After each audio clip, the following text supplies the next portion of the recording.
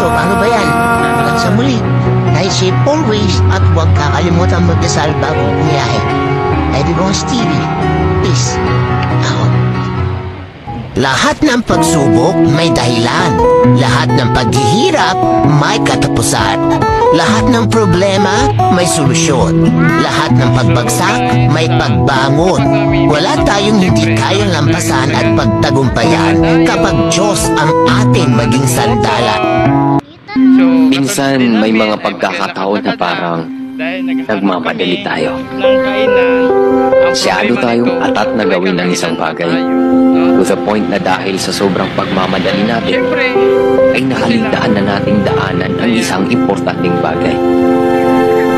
Kaibigan, sa buhay, hindi naman natin kailangang makipag-unahan. Hindi naman natin kailangang makipagsiksikan at makipagkompetisyon sa iba. Dahil ang buhay ay hindi naman karera. Karamihan kasi sa atin